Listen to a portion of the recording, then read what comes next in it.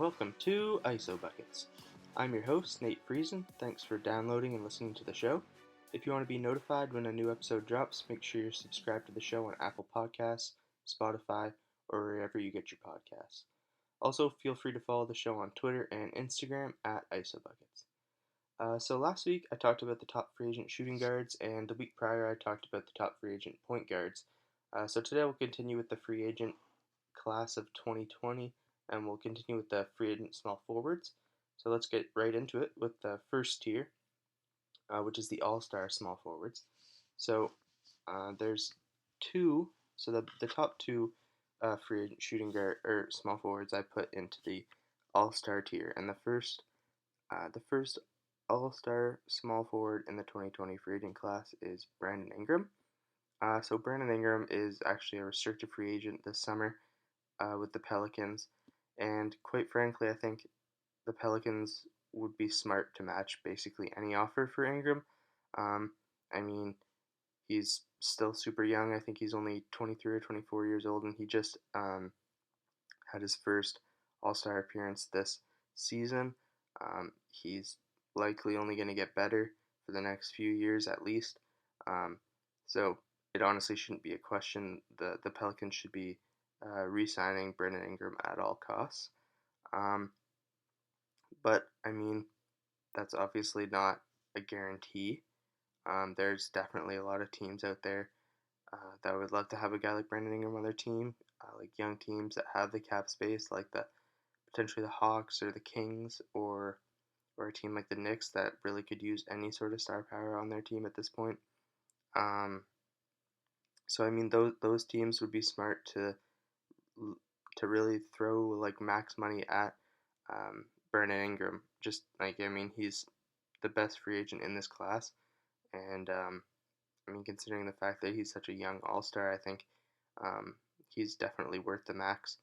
Um, but even if a team does offer them the max, like I said, the Pelicans should match literally any offer for Brandon Ingram. So I think that's probably how this will go down um, uh, if the Pelicans don't just decide to offer him the max right away. I think um, another team will probably offer it to him, and he'll end up the Pelicans will end up matching, and he'll be back there next season.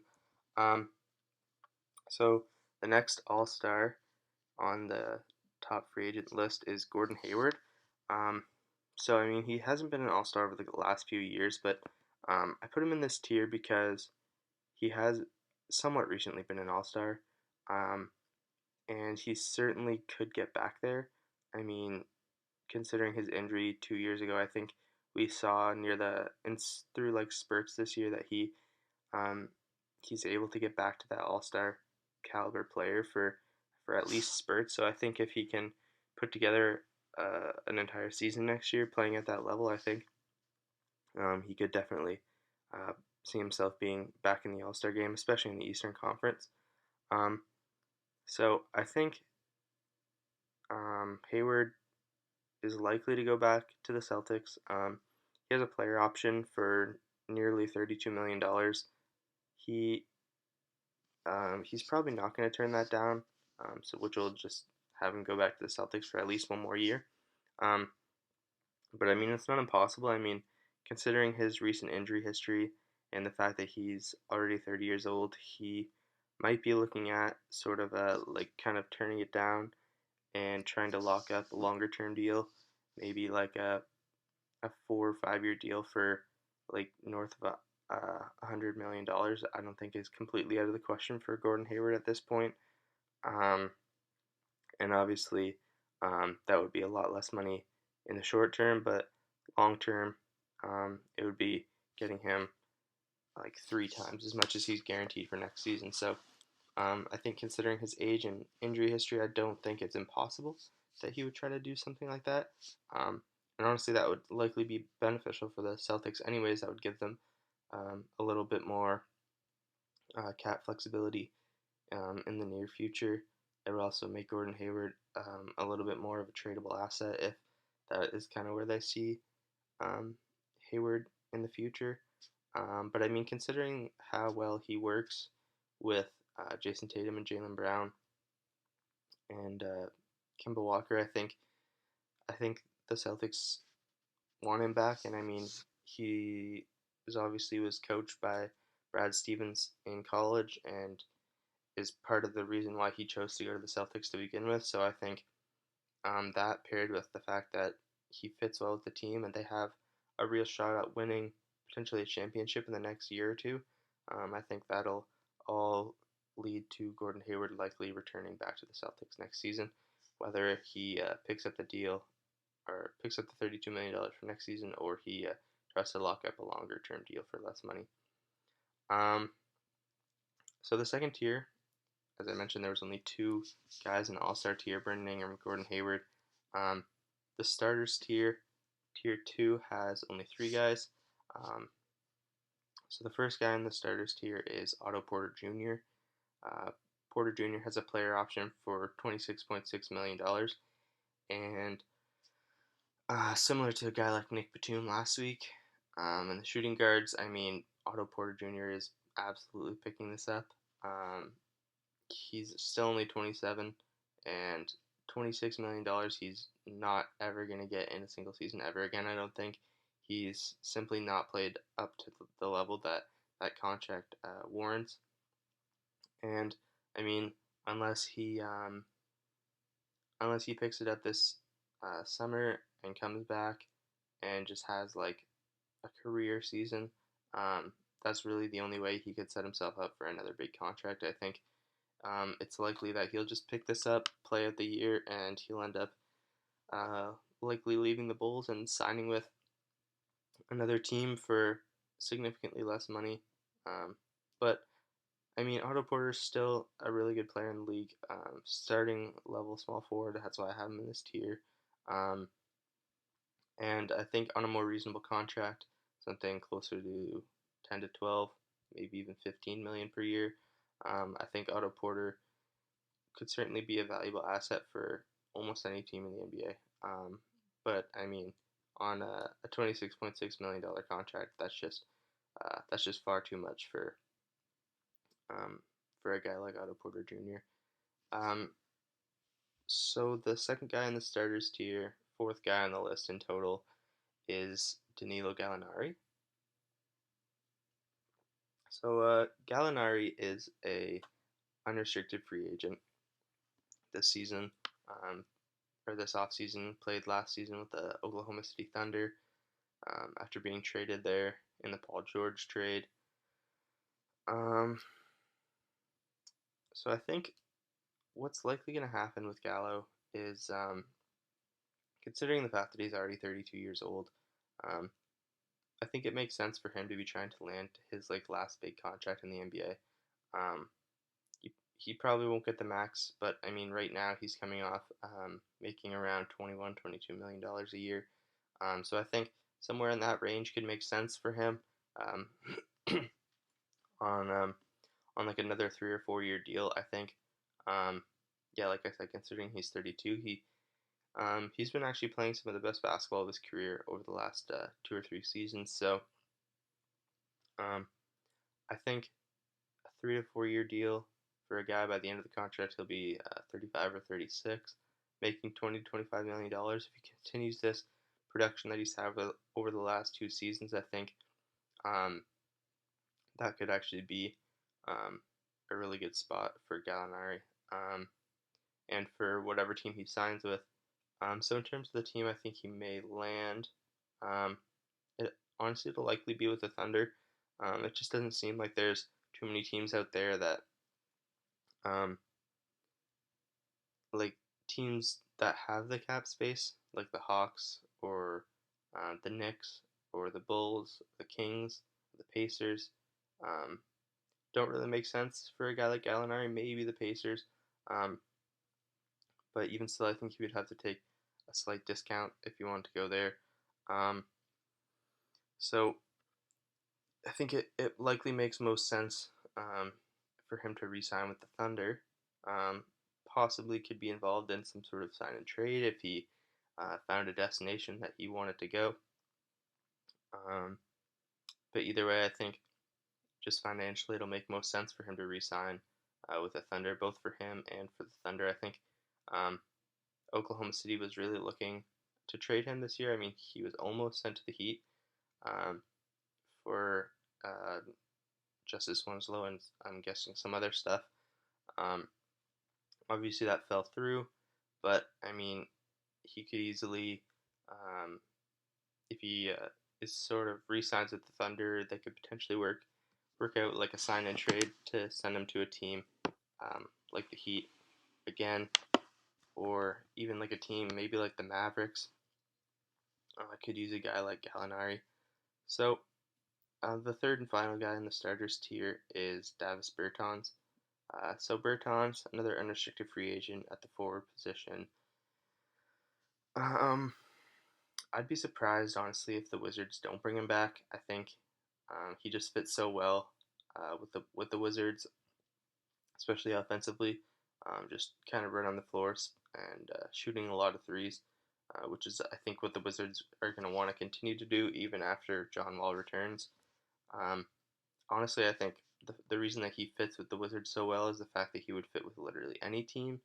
Um, I mean, he's just exactly what you want from a power or like a small forward, power forward in the NBA today. Um, so I think he could easily be getting 15 to $20 million a year, maybe even more.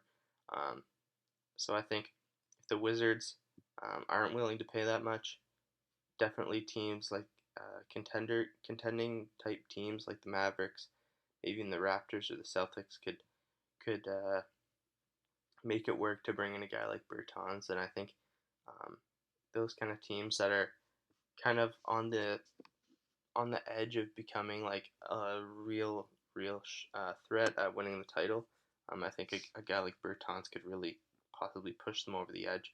Um, I really kind of like that his fit with the Mavericks. Honestly, I think Luka Doncic and Kristaps Porzingis and Davis Bertans would obviously be like three of the better European players in the NBA, and all three on one team. Just kind of shooting the lights out of the ball, and uh, yeah, just that would be a really interesting team to watch for quite a while. So let's move on to the third tier, which is the role player tier. Um, so the role player tier has quite a few guys.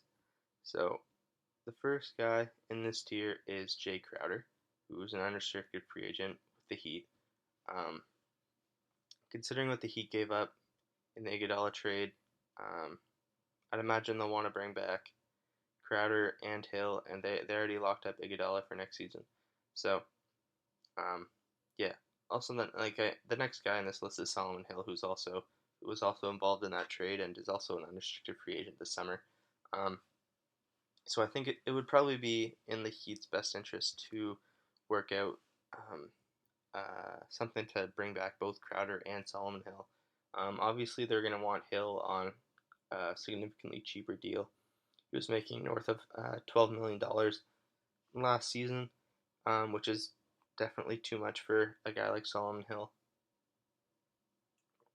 But if they're able to bring back both Crowder and Hill on reasonable contracts, maybe somewhere between like $5 to $8 million for Solomon Hill, maybe between like 6 to 10 for a guy like Jay Crowder. Um, I think that would probably be pretty reasonable for the Miami Heat, and I think um, that they would be smart to do that just because, I mean, they've really been kind of stockpiling these like 3-and-D shooting guard, small forward types to just kind of throw out there. And um, I think obviously in today's NBA, you can really not have too many of those kind of guys. And yeah, so I think um, if it comes down to it, if the Heat need to choose between Crowder or Hill, I think obviously they'd be smarter to bring back Jay Crowder, um, which would unfortunately leave Solomon Hill having to find a new home. So I think if that's the case, teams like some young teams that could just use some help on the wing defensively or just help defensively at all, maybe like the Hawks, Bulls, or Kings could use it. Could bring in a guy like Solomon Hill on a reasonable contract, like I said, 5 to 8 million. And he could certainly help their defense in the short term. Um, So the next guy on the in the role player tier is Mo Harkless. Um, so Harkless is another unrestricted free agent. Um, he's kind of suffered from being overpaid the last few seasons. I mean, suffered in the sense that he's been kind of uh, like knocked down for being overpaid, I guess, and people just kind of tend to disregard the fact, like his production on the court, and just sort of see him as the contract that he has, which is not really fair to him. Um, I think, despite his contract, I think he's still a solid role player on any team. I mean, he showed it this season with the Clippers. I think he was pretty solid for them. Um, Obviously, got moved in the Marcus Morris trade, but even still on the Knicks, pretty solid production. I think uh, he likely won't be going back to the Knicks, but I think another young team similar to Solomon Hill that could use um, just kind of like a 3-and-D type wing, maybe the Hawks, Bulls or Kings, like I mentioned for Solomon Hill, could also use a guy like Mo Harkless if Solomon Hill doesn't work out for him. So the next guy in the role player tier is Jeremy Grant. Um, Possibly the best player in this tier, quite frankly. I mean, I think Grant is a borderline starter at this point in his career. Um, and I think that's kind of the Nuggets' plan. I think he's supposed to be sort of the successor to Paul Millsap as the sidekick along Jokic in the front court. And I put Jeremy Grant in the small forward tier because um, he actually does play like a lot of minutes at small forward, especially now uh, with the Nuggets having Millsap still on their roster. And we'll get to Millsap next week, but um, unclear if he's going to be returning to the Nuggets as he's aging quite rapidly, and uh, he he's just not really that much better than Jeremy Grant at this point in his career. So Grant has a player option for $9 million, and honestly, he may warrant a bigger contract than that. So, quite frankly, I wouldn't be surprised if Grant does turn down that player option in hopes of locking up like a 4 to 5 year deal for at least north of $50 million. I think Grant could certainly warrant that kind of payday. Um, and I think the Nuggets would be smart to figure something out like that with Grant, especially if with Paul Millsap potentially coming off the books. I mean, he's certainly going to be a cheaper contract in the future, considering he was making north of $30 million last season. So, um, yeah, I think if the Nuggets intend on bringing back Millsap, he could potentially even be in coming off the bench for them, and maybe Grant will then move into the starting lineup, or if they still intend on bringing Jeremy Grant off the bench, or even maybe starting him at the small forward position. Um, yeah, I think he would certainly be worth it on a 4 to 5 year deal for quite a lot of money, quite frankly. Um, so the next guy in the role player tier is Carmelo Anthony, another unrestricted free agent. Seems like he will likely return to Portland just because he seemed to love Portland. They like him, and I mean, they're the team that gave him a shot to prove himself that he's still another NBA or still an NBA caliber player. Um, and honestly, I think Carmelo Anthony possibly proved that he's worth even slightly more than the minimum contract that he was playing on this season. Um, so I think if Portland wants to bring him back on maybe something like a 2 for 10 or uh, yeah, something like that, like a 2 year, $10 million contract, I think would be pretty reasonable for a guy like Carmelo Anthony at this point in his career. And obviously, he needs to be surrounded um, by a good defensive team, which honestly Portland isn't. But if Portland is able to make some other moves in this free agency, maybe get like another center with Yusuf Nurkic coming back, like another center off the bench who's able to provide some bench defense, and potentially they could find like that 3-and-D small forward that they've really been trying to find, and then Melo can kind of slide down and play sort of like a stretch four for them. Then his defensive lapses won't be as noticeable if he's kind of sandwiched in between like a really good defender at the 3 spot and a really good defender um, at the 5 spot in Yusuf Nurkic.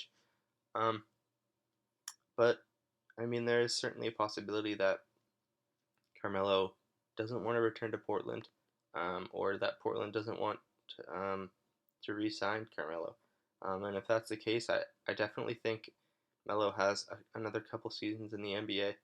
Um, Maybe he'll now find a way to play in Los Angeles with his good friend LeBron James, or maybe even somewhere with Chris Paul, or maybe with the Clippers. Maybe he just kind of wants to play in LA, or maybe he wants to go back to the Knicks and just kind of like one last season with the Knicks, just because that's kind of the place he called home for so long. Either way, I think Carmelo Anthony will be certainly back in the NBA and playing an important role on definitely, hopefully, a contending team. Um, so yeah, the next guy on the in the role player tier is Stanley Johnson. So Stanley Johnson played this past season with the Toronto Raptors. Um, he has a $3.8 million player option this offseason, and honestly, he'll probably turn it down. Just honestly, there's virtually no risk for him to in turning it down. Um, he'll most likely get that type of contract again, despite his lack of performance this season. Um, but honestly, I wouldn't be surprised if he leaves Toronto. He just really didn't have a role on the team just because the Raptors are so deep. Um, he ended up playing like a decent amount of minutes just because the amount of injuries that the Raptors suffered this season. Um, but I think similar to as I was saying with Solomon Hill and Mo Harkless earlier, I think um, if he wants to kind of find a bigger role on like a reasonable contract, I think some young teams that could kind of take a flyer on Stanley Johnson to see if he can ever really turn into like that solid 3-and-D guy, wing that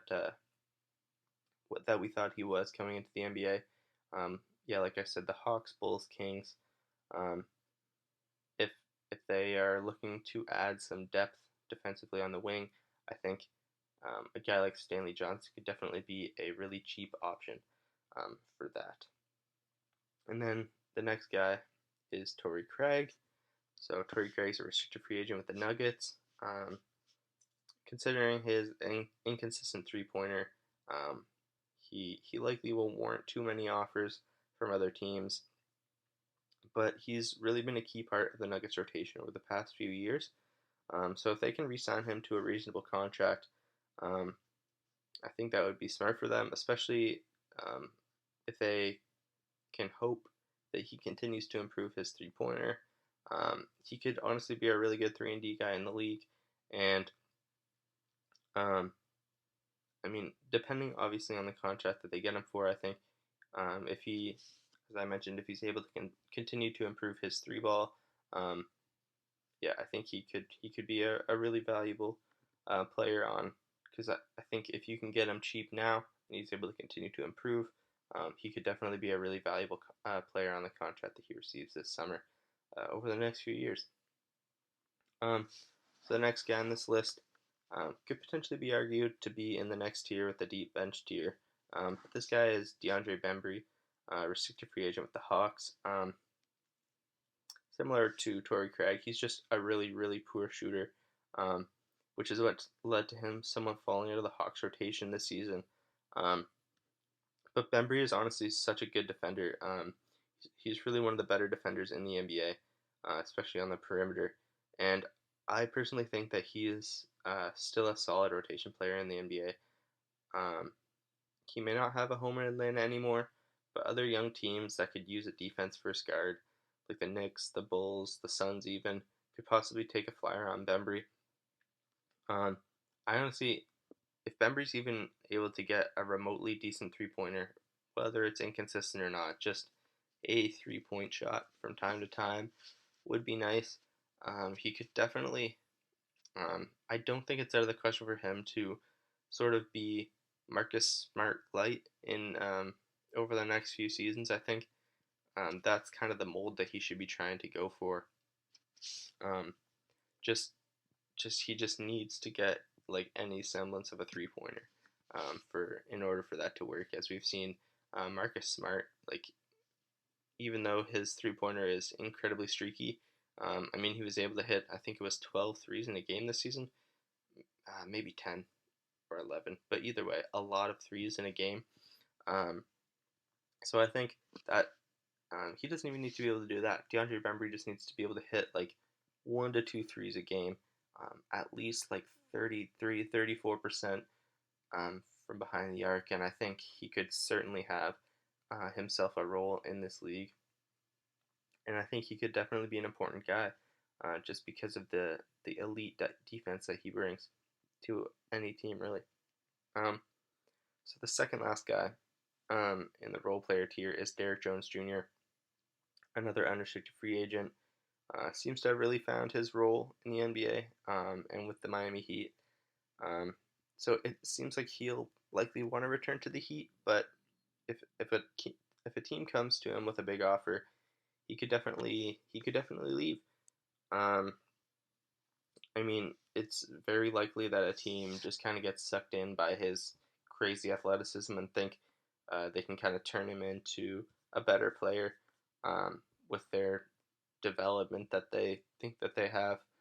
So I mean, it's definitely possible that a team like the Knicks, which would be hilarious, the Bulls, maybe they see him as sort of like a Zach LaVine, where he's just kind of a dunk contest guy, and then he comes to the Bulls and he becomes like a borderline all star.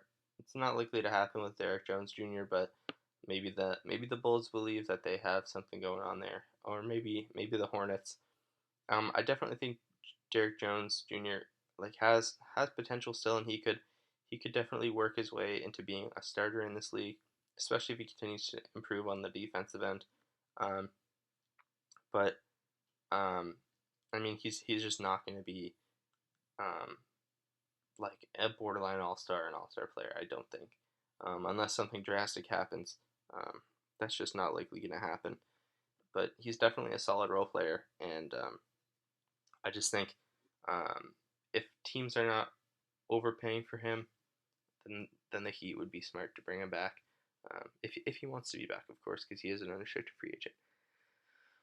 So the last guy in the role player tier is Evan Turner. So Evan Turner, another unrestricted free agent, finally coming off that 4-year, $70 million contract that he signed back in 2016. Um, so similar to a guy like Mo Harkless, Evan Turner was just uh, like crazily overpaid over these past 4 seasons. But despite that, he's still a really solid veteran contributor. I mean, his playmaking ability, his like secondary and even primary ball handler ability, solid defender, really good veteran presence in the locker room. Seems to be a really good guy, which is actually like a really important when you're building kind of like a contending team. Um, so I think now if Turner comes back on like a reasonable contract, he can finally be seen as kind of the player that he is, as opposed to just this massive contract that nobody wants. So I think he's likely not going to go back to Minnesota, but teams like the Pacers, the Mavericks that could use kind of like a secondary ball handler, either alongside Luka Doncic or Victor Oladipo, or coming off the bench behind them, um, or even a team like the Celtics. I mean, he's played in Boston before, played really actually quite well when he was in Boston. Um, so I think if he came off the bench behind Kemba Walker, behind Jaylen Brown, I think that he could be actually a really solid fit um, with any any near contending team, and I think that they would all want sort of a guy like Evan Turner coming off their bench and providing that ball handler ability from the small forward position. Um, so that brings us to the fourth and final tier, which is the deep bench tier. And quite frankly, considering the depth of the small forward position in this free agent class, there is no. I didn't put any guys in the deep bench tier, so that just means that the top 15 guys were all within the first three tiers, which is good. That just points to the, as I mentioned, the depth of this class. Um, so I guess I can quickly just kind of run through who I had as the top 15, just as a quick reminder. So Brandon Ingram, Gordon Hayward, Otto Porter Jr., Danilo Gallinari, Davis Bertans, Jay Crowder, Solomon Hill, Maurice Harkless, Jeremy Grant, Carmelo Anthony, Stanley Johnson, Torrey Craig, John J. Bembry, Derrick Jones Jr., Evan Turner.